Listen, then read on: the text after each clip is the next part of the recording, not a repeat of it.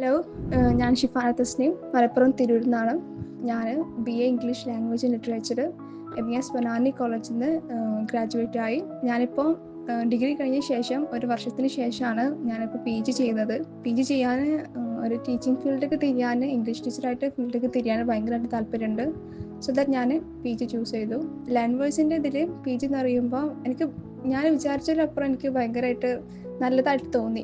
എനിക്ക് ഭയങ്കര ഒരു ടെൻഷൻ ഉണ്ടായിരുന്നു. ഞാൻ ആദ്യമായിട്ട് ഡിസ്റ്റൻസ് ആയിട്ട് ചെയ്യുമ്പോൾ ഭയങ്കരമായിട്ട് ടെൻഷൻ ഉണ്ടായിരുന്നു എന്തായിരിക്കും എന്നുള്ളത്. പൊതുവേ എനിക്ക് ലിറ്റററി തിയറി എന്നുള്ളത്, ക്രിറ്റിസിസം ലിറ്റററി തിയറി എന്നുള്ളത് ഭയങ്കരമായിട്ടൊരു ക്ലാസ്സിന് പോകുന്ന സമയത്തായാലും ഇപ്പോൾ ഡിഗ്രി ചെയ്യുന്ന സമയത്തായാലും അത് പഠിക്കാനുണ്ടായിരുന്നല്ലോ.